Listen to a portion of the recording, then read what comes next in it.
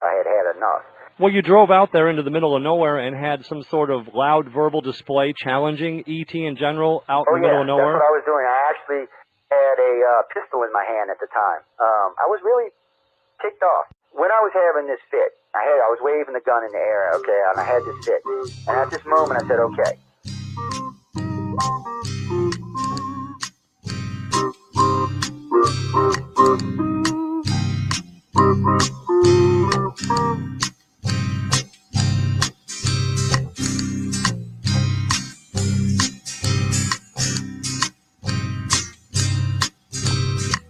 He was a Louisiana man named Montaldo. Folks around called him Six Gun Joe. Worked with ICAR, don't you know? Investigating UFOs.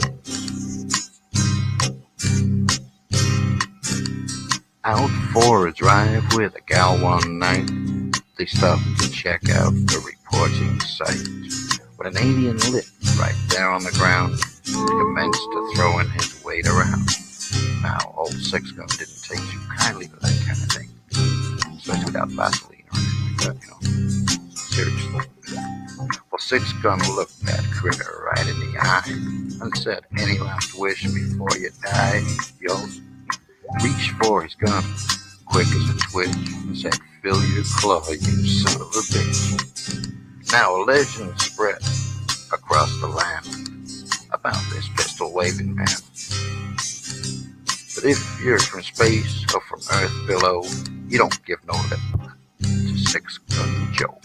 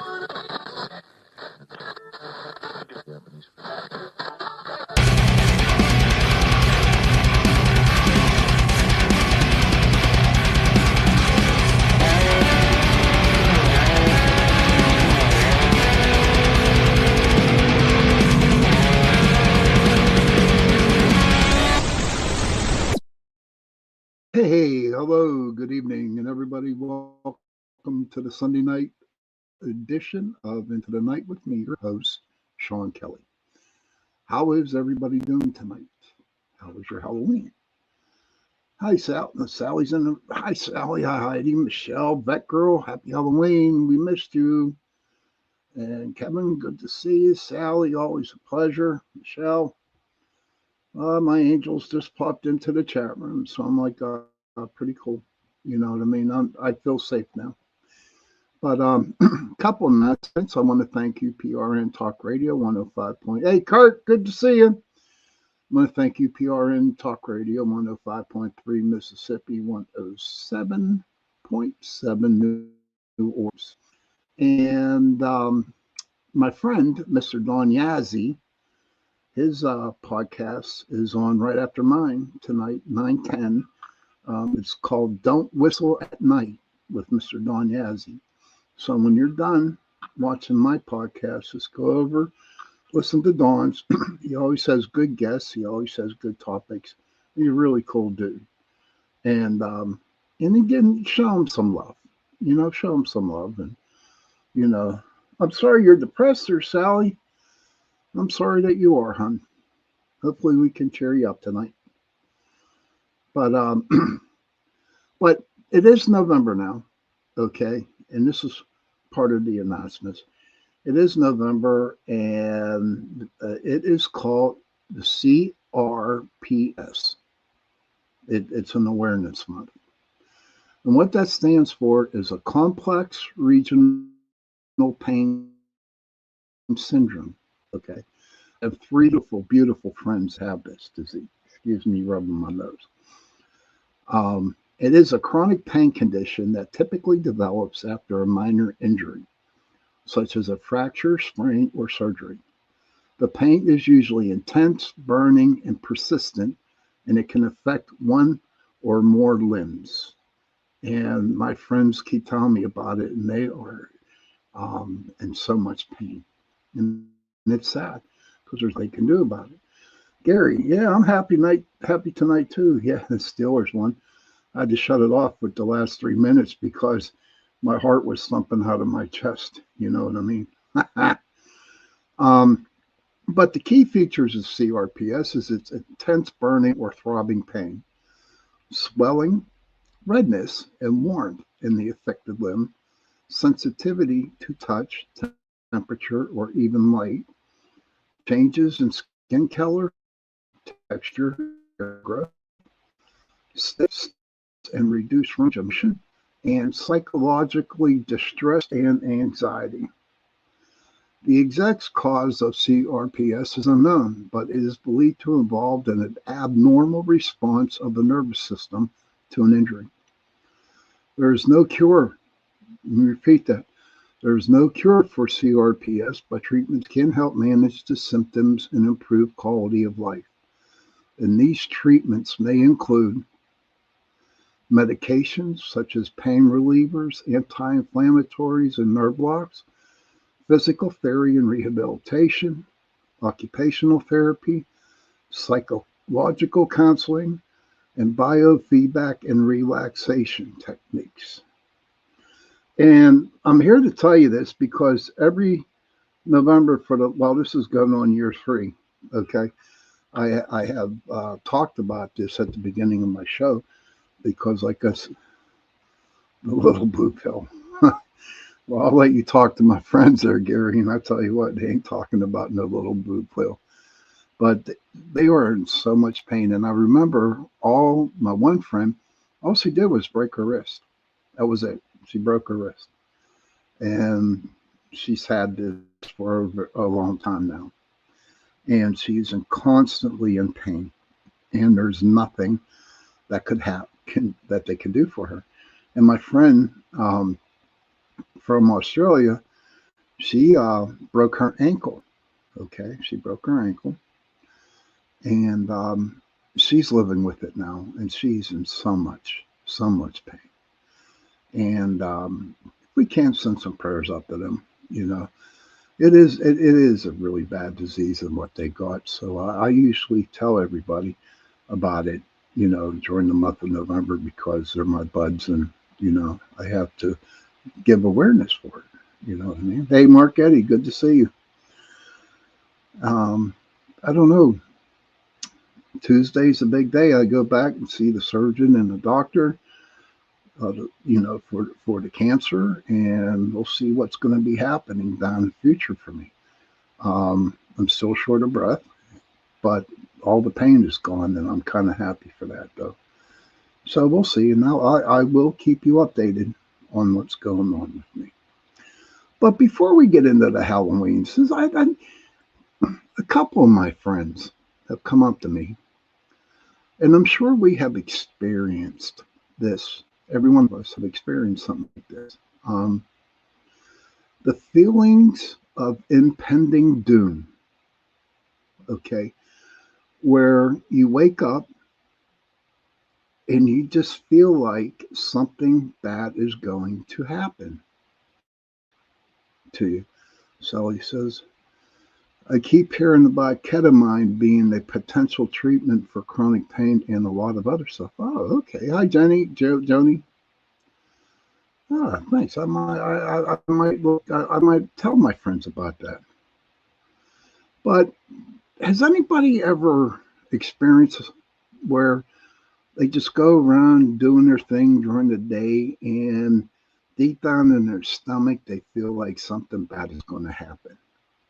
Has anybody ever experienced that before? I know I have. And it's kind of like, it's pretty bad.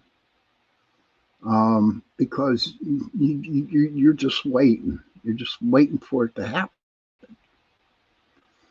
And unfortunately for me, or unfortunately, oh, Michelle does. Joni says she feels that way most days of doom. Now, is it a psychological thing?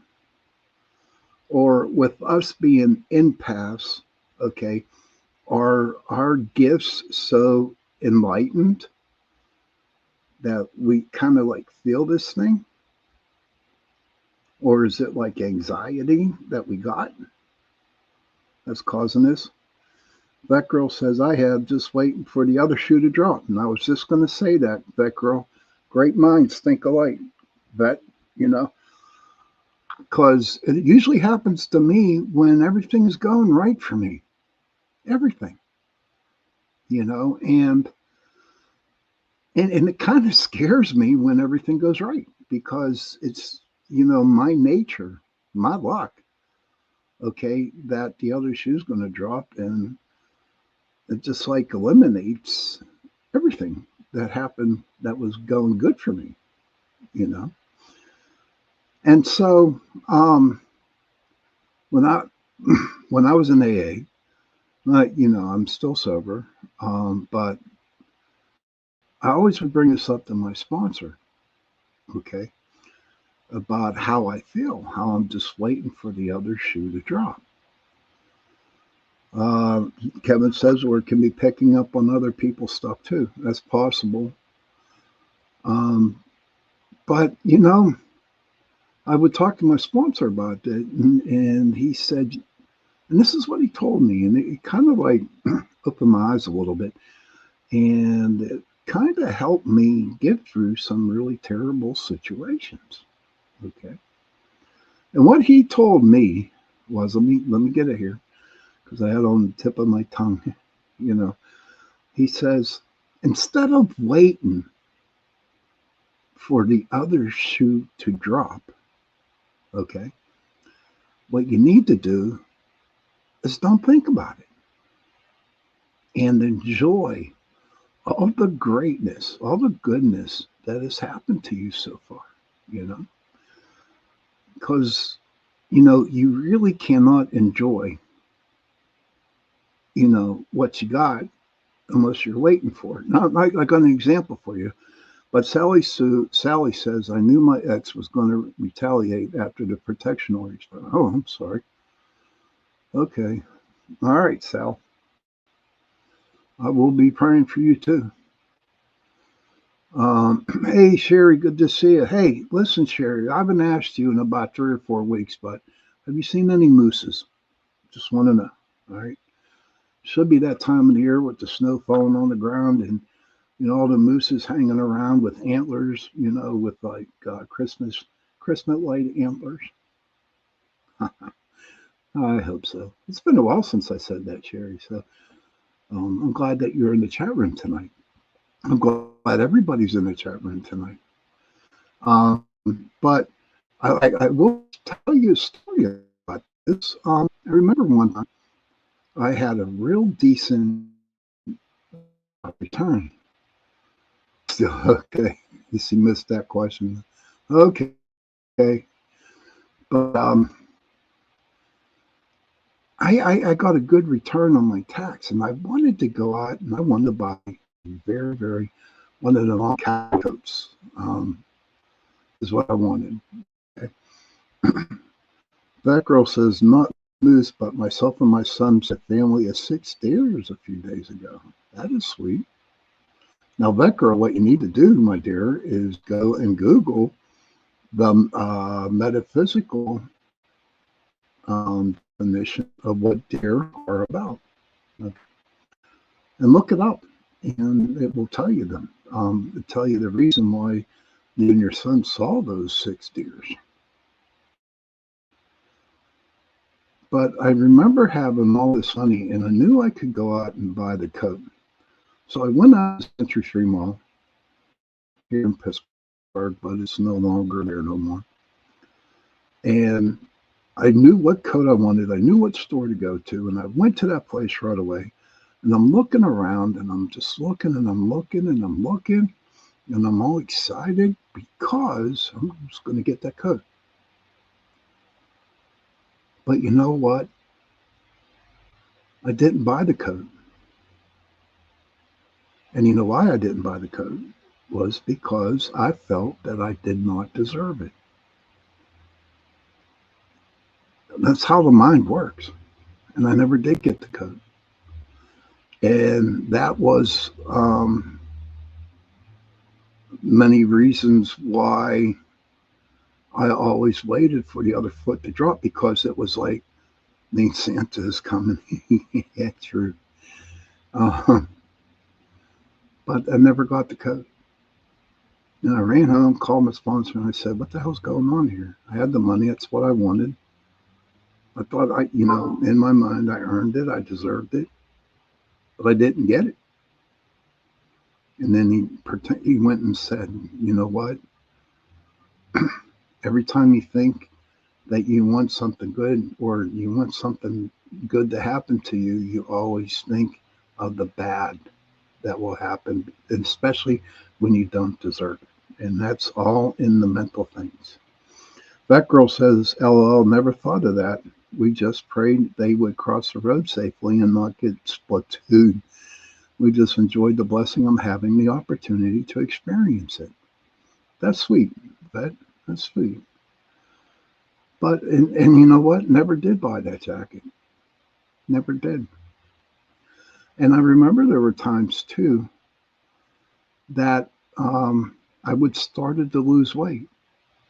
Okay. And I started to look good. But then again, I sabotaged myself and I said, "This can't be happening. I won't allow this to happen, because I do not want this to be, I don't want to feel good about myself." And I'll just let myself go and gain all that weight back, and never took care of myself. And come to find out, again, it was just mental. It was the fear of making myself better. It was the fear. And I could never figure it out. Never figure it out. Until one day, I sat down and I did some deep, deep thinking that, you know, you're a beautiful person, Sean. You deserve it. You earned it. So go out and do it. Don't gain weight. Don't let yourself go. And I started doing that. And trust me, everybody, it just didn't happen overnight. It took a long time for me to get to the point where I was okay with myself, you know? And there was a lot of trials and tribulations during it. But you know what? Eventually it happened. It took a while, but I'm happy and content with myself now, which is good. And I'm sure that everybody out there listening tonight has experienced the same thing. Now, it doesn't mean that there's something wrong with you, because there isn't. It's just how we were raised, or it's how we were, raised in a community. Sally says that she's been eating my feelings for like 2 weeks. Kurt says, "I think the way all the time. If there's one thing I would like to try and do, I first always list like 50 reasons why not do or try something." True. Good job, Kurt. And Sally, I totally understand about eating feelings. Oh boy. But for me, Sally, what it was for me by eating my feelings or keeping it inside, I used to get a lot of ulcers. And I would get sick to my stomach, because I was always afraid to express myself to people who pissed me off. I had no one to talk to. I had no one to chat with that I could actually share what's going on inside me. It was hard. I'll be the first one to tell you it was hard. But back to and why I broke off and started talking about that. I shouldn't say or realize that it's part of impending doom, or it could be. I don't know. But that's what goes on. But what's great is that I recognize what's happening, and that's how I deal with it. I give it to God. If you're having a problem too, give it to whoever you believe in. Give it to somebody who you know that you trust, that's helping you gotten through life. And eventually, and like I said, baby steps all the time. Okay. Um, Eventually it'll go away. And then you'll start feeling good about yourself. And then what's really crazy is when you start feeling good about yourself, you sit down and you're thinking, boy, look at all the dumb choices I did. Look at such a dumbass I was. And I'm not beating myself up when I say that. I'm just being honest. That's how I feel. But who has that fear of impending doom? Who gets that nervousness that they're afraid something bad's going to happen? Anybody? I'm sure. You don't have to say anything. But how I get rid of that feeling is I learn not for the other shoe to drop. Okay. I keep going on doing what I like to do, enjoying what I like to do. And I don't look for the bad to happen. I keep going. I keep going and I keep enjoying life. That's that's a hard thing to do. Sherry says every now and then. But you also got to remember too is that we are human beings. Okay, and you know what? And I know growing up, you weren't allowed to think that way. You weren't allowed to feel that way. So, and you weren't allowed to cry. You weren't allowed to say I love you. You weren't allowed to give hugs. Hey, Donna, good to see you. I'm doing great. Good to see you pop in. You weren't allowed to do none of that crap. You weren't allowed. It was frowned upon if you cried. It was frowned upon if you say I love you. It was frowned upon. You just didn't do it. And I figure growing up in that atmosphere, and I'm talking family. I'm not talking about anybody else. I'm talking family. And when you get something beaten into your head for the longest time, I mean, eventually it's like stuck up there in your head. But we managed to get through it. What I had to do, okay, what I had to do was say, as time went on, I'm a good person. I kept saying that to myself. I got a little thing for you guys to do tonight. And I'm going to see how many can do it. Why, Johnny? I don't know. I don't know why. It was the old Irish. Okay? It was the old Irish. You never showed expression. None of that. My uncles drank and my aunts stayed married because they were Catholic. It's what you were raised with. And that's the only explanation I can give you. Don't get me wrong. Now my family is loving and caring. They are very supportive. But back then it wasn't. But that's how it was brought on to us. Me and my cousins. That's how it was brought to us. You weren't allowed to do none of that stuff. But you know what? It's funny. It's not funny.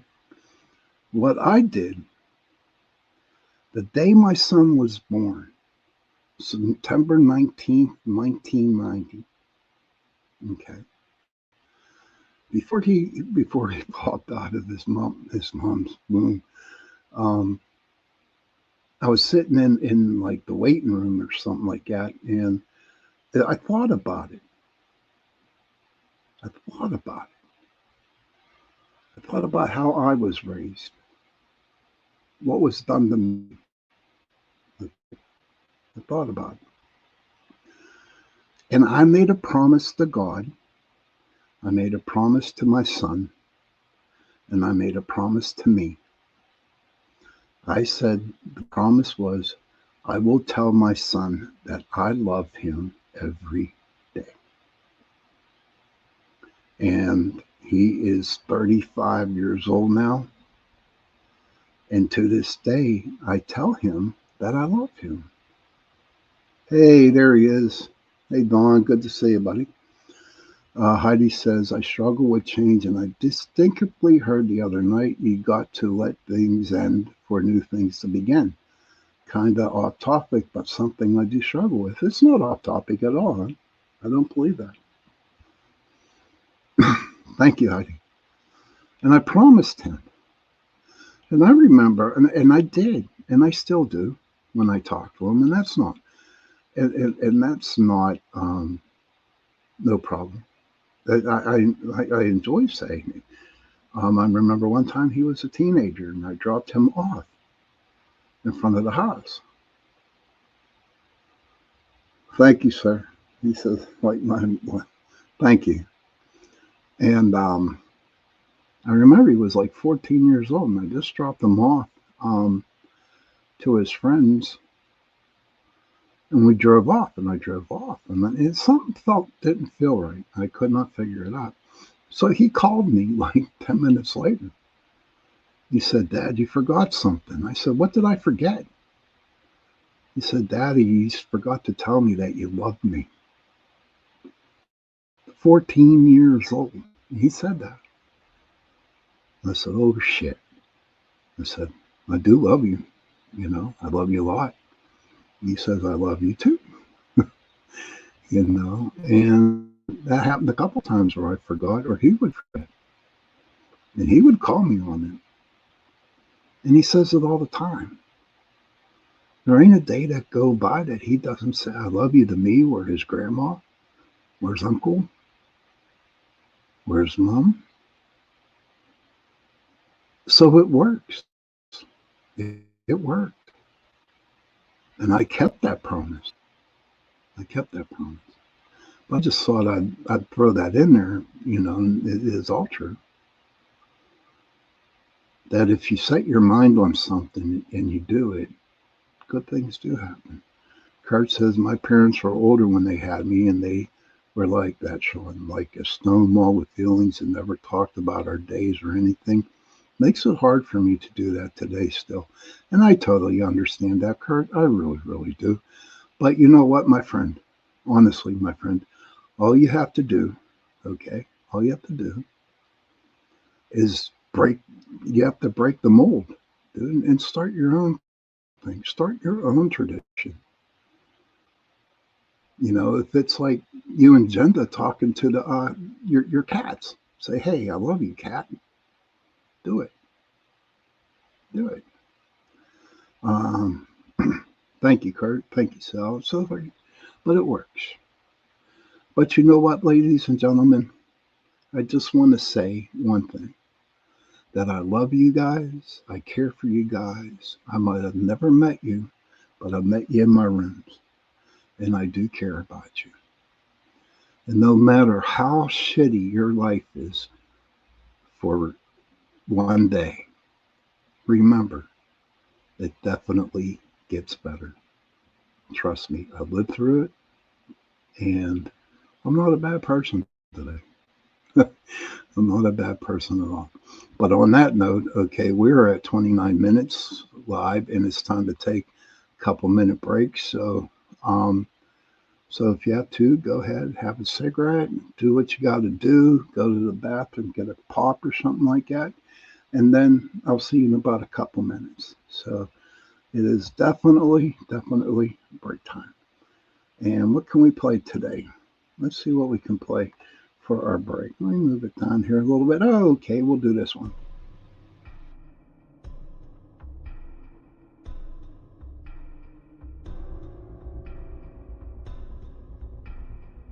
Welcome to Don't Whistle at Night podcast, where Navajo legends echo in the shadows. Darren and Dawn will guide you through the sacred fire of Native storytelling, where the old stories breathe, the unknown walks among us, and voices, long hidden, rise to be heard. And remember, don't whistle at night.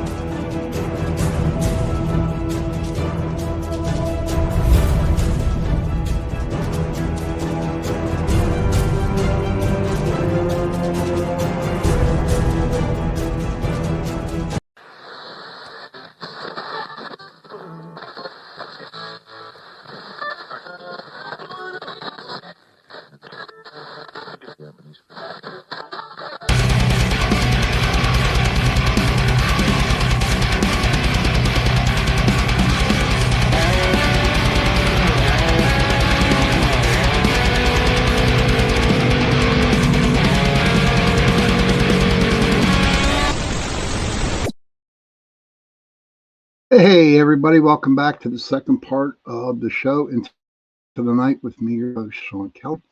I want to thank UPRN Talk Radio, 105.3 Mississippi, 107.7 New Orleans. Couple announcements real quick. My friend, Mr. Don Yazzie, his podcast, Don't Whistle at Night, will be on right after mine tonight. So whenever my show ends, please just go over there, show him some love, and check him out. You know, because seriously, he has a great podcast, and he's a very good friend. Very, very good. Thank you, Vet Girl. Good to see you. So we were talking a little bit of the fear of impending doom, and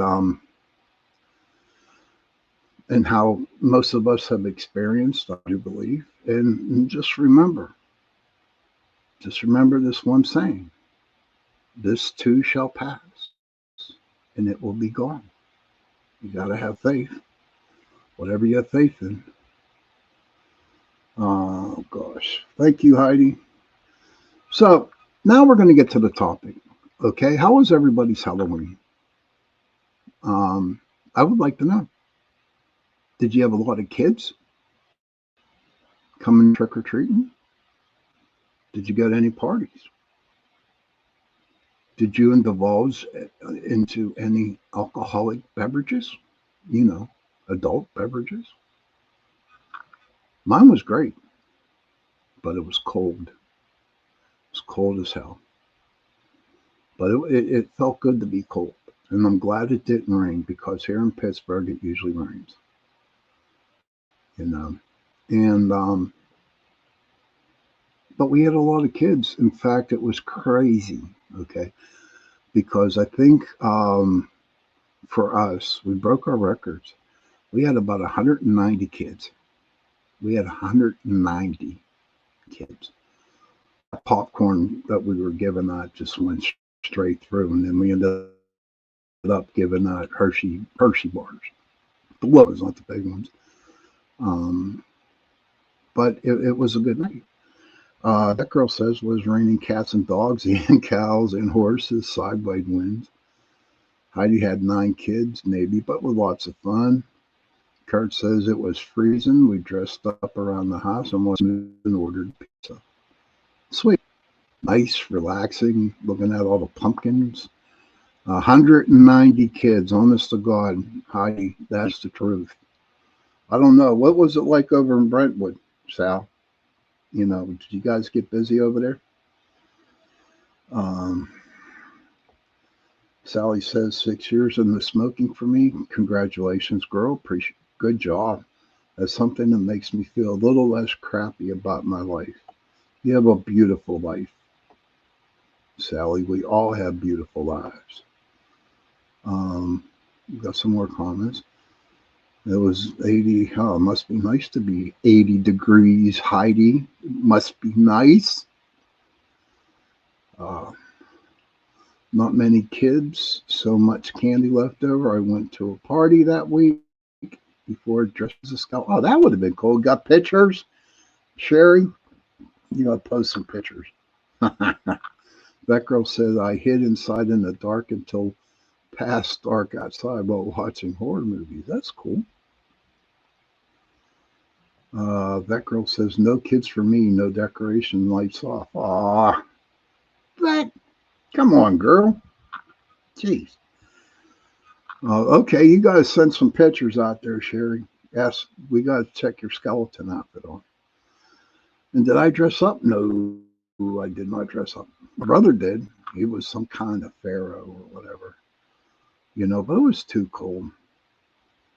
But there was a lot of kids. And you know what? There was a lot of teenagers. And I remember seeing a meme on Facebook. That girl says my son trick-or-treated with his friends. They paid the mommy tax and gave me the treats. Was it Reese's? Miss that girl? I used to steal my son's Reese's cups all the time. But there was a lot of teenagers. And there was a meme out there, and I do believe I shared it. I was like, it was like, if you see a bunch of teenagers going around, you know what? And getting candy, at least they weren't doing nothing bad. They were getting candies. And I did not turn away no teenagers at all. And they were respectful this year. They were really totally respectful, which I thought was pretty cool. That girl says I decorated inside for her guilty pleasure. Joni says, not a lot of kids, no parties. I don't drink, but it was cold. But it was a good time. Very good time for me. That girl said, oh my God, chips, chocolates, lollipops, licorice, juice, pop. Oh my gosh. I would have gained. No, I like almost everything there except for the licorice. Licorice got to go. I hope no pumpkin spice shit, that girl. I mean, we got a couple more months for that, and that's it. It's done. But thank God, no pumpkin spice stuff. But we had our pizza, set up, passed out the candies. But, it was crazy. We were sitting there, and she's going to be passing off the walls for a while. But you know what? It's I brought it up at as we were passing out. Okay, there were it's like a block party for everybody. No shit, really. It was like a block party. We all went around and exchanged candies, and then I had some apple cider. Oh my God, was it good? But again, the hot apple cider our neighbors had was an alcoholic beverage. Okay, so I did not have any of that. But the apple stuff was pretty good. Heidi says I saw so much pumpkin spice flavored candy this year. Ooh, well, Heidi, I didn't see. I tried to avoid it. Well, I really couldn't go out and do no candies. That girl says no pumpkin spice, but had multiple black coffees on your behalf, though. Well, I thank you, Margaret. I truly appreciate it. And then, in all life, it was just great. It was the best 2 hours of my life. Even though I froze my ass off, it was the best 2 hours. The cold air was kind of tough on my lungs, but you know what? I was okay. And that's my Halloween. I mean, they had a lot of UPRN, a lot of other hosts on this platform had Halloween parties, but I couldn't go because I was like so damn tired.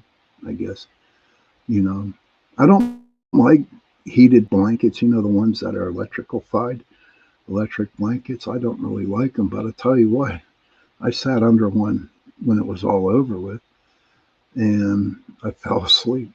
It was so comfortable, but I just don't like them. Donna says I take my grandkids on the ghost ride, drive them around, and tell them ghost stories. That's pretty cool. Heidi says, I'll stay with my vanilla caramel latte fake coffee. You go to Starbucks, huh? honey? Kurt says, I used to go to my pops to hand out candy. I do agree watching the little kids light up when you give them a handful of candy is priceless. It is. But what's crazy is that there was a bunch of little kids that went around and, they didn't care. They didn't say trick or treat. The parents had to say it for them. But they're so cute, man. It was like really cool. Heidi says, I don't like the wires in them, but that car one is a handy mofo. But there were a lot of new kids on the block. I mean, that came trick or treating, a lot that I have never seen before. I've never seen the parents before. So, which was good to see new people coming in with children and new young families too, which was a blessing in disguise. But what I didn't see a lot this year, and I don't know if anybody else experienced this in their neighborhoods, but there weren't too many pumpkins out on the porches. I don't know. Was it a bad year for pumpkins or what? I don't know. But I took a drive around the neighborhood before the little trick-or-treaters came, and I didn't hardly see any pumpkins lit. That was kind of weird. But I guess the way, prices are nowadays, they're probably expensive, But that was my Halloween. It was 2 hours of the best 2 hours of the best 2 hours of my life in 2025. Donna says, love my electric blanket. Sherry said I had 2 carved pumpkins on my steps. Oh, sweet. Did you take pictures, Sherry? I mean, but see, back when I was a teenager and when I was a little bit younger, every house had 3 or 4 of them. That's it. Too expensive for pumpkins, that girl said. But you know what? They are expensive this year. And here's the crazy deal. My friend sent me a picture from work. He said, right November 1st, they put out the Christmas candy. Isn't that a sin? Is that not a sin? I mean, they got the Christmas candies going, and in some stores I heard that they started to play Christmas music. Heidi says, I didn't see many on porches, but the store pumpkin patches were filled. Huge, nice round ones, and prices varied here. They paid $35. Holy crap. Damn. You never had pumpkins, huh, Sherry? That girl said I could have carved my giant zucchini. $3 at Walmart? Oh my God, roll that, Kevin. Haha, that's where we bought ours. Holy smokes, man, that's a lot of money for a pumpkin. Grow your own. But here in Pennsylvania, we don't have that good soil to grow anything. Basically, it's all clay on, not dirt, but mainly clay. But it was a great Halloween. And now I'm looking forward to Thanksgiving. And then I'm looking forward to Christmas, And I'm going to have a lot of shows on Thanksgiving and Christmas and stuff like that. Those will usually be my Sunday night shows. And we'll see where it goes from there,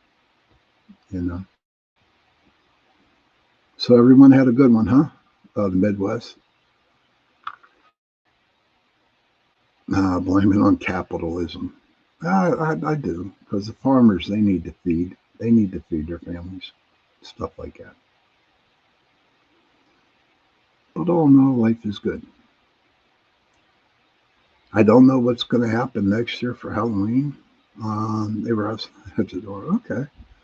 Who knows? But you know what? It's okay. Because it gives us something to look forward to next year. That girl says I had about 15 zucchinis on my plant. When I went to harvest, only 1 remained. Ah, your neighbors stole your crops. Holy shit. No, I ain't good. Oh my gosh. Dawn says I grew my own after we carved them. When we're through, I feed them to my chickens. Hey, Mish, good to see you. Good to see you, dear. Welcome. So, how about it, everybody? We got about 5 minutes left before the show stops. But I just want to know, and just something to ponder. Something to ponder. Is everybody here waiting for Thanksgiving to happen? Is everybody here waiting for Thanksgiving? Did you know? I saw it on YouTube, and it was great. And think about it. I mean, I'm going to try it this year, but the recipe, yeah, just a wee bit of food porn here, Heidi. Just a little bit of food porn here. This person made a Thanksgiving dinner pizza. Yes, a Thanksgiving Day pizza. Oh, I know that, Bet. I know. But ours is coming up. And what was really cool about this Thanksgiving pizza, they got the dough, okay, and for the sauce they put gravy on top of the on top of the crust as the sauce, and then they put on cranberries. Then they put on mashed potatoes. Then they put on the stuffing, and then they put the turkey all over the pizza, and they baked it. And oh my God, it looks so damn good. He says always ending on food porn. Yes, that's the truth. Yeah, today we're ending on that food porn. If anybody don't, when I know what we're talking about, food porn on the chat and on the chat on Saturday nights with me, Joe, and Jay, we have food porn. Different episodes of food porn, where it's all we talk about is home, is food.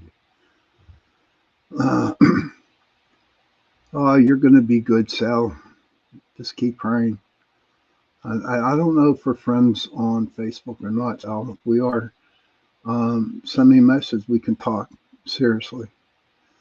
Heidi says, I don't really like turkey. Is problem why? And I'm one of those who passes out afterwards. Oh, yeah, me too. Joe's going to wear an apron for us one night. Yes, he will. I'll make sure for that. Pecan pie. Yeah, pecan pie food porn. That ain't bad. I mean, the only thing I eat pumpkin in all my life, in 1 year, would be a piece of pumpkin pie. Pecan pie, I just can't do it, man. I just can't do it. I get my aunt. She used to make a chocolate, like chocolate cream pie. Chocolate. Hey, Lisa Kirk, good to see you. Welcome, hon. Good to see you. But my aunt used to make this chocolate pudding pie. Oh my God, was it die for? And boy, but I mean, Thanksgiving was great. But there's one thing before I close up tonight, real quick. Okay, this is the start of the holiday season, and yes, it is a big time for people who are depressed and mental health issues. Okay.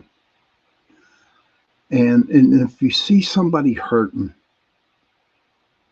okay, if you see somebody that is depressed or whatever, go up and all you have to do is to say hello. And if they want to talk, listen to them. Just listen. You don't have to talk back. Just listen. Yes, they do, Johnny. Eaton Park does have them. We sometimes make an apple pie pizza with pineapple. That's okay. I like pineapple pizza. And all the Italians that I know don't like me when I say that. But I like pineapple on my pizza. They cringe. But what? With the depression and with the holiday season come up, think about it. People need help. People need talked to. And just be there for people. And if you're getting into that mode, you're getting brutally depressed, honestly, find somebody and talk to. Okay? It is witching hour right now. Time flies when you're having a lot of fun. And don't forget that Mr. Don Yazzie coming up with Don't Whistle at Night. Remember, I'm on Tuesday nights from 9 to 10, 8:10 to 9:10 p.m. Eastern. And right after my show on Tuesdays, we got C.L. Thomas, and she will definitely have her podcast, which is called the Gateway Podcast. So, children, if you can, please go to your parents, give them a hug, and tell them that you love them. And parents, please go to your children, give them a hug, and tell them that you love them. And if you have no parents, and if you have no children, find someone, give them a hug, and tell them that you love them. Because those 3 words, I love you, go a long way. And on that note, everybody, good night. And see you Tuesday. Please, everybody, be safe. Good night.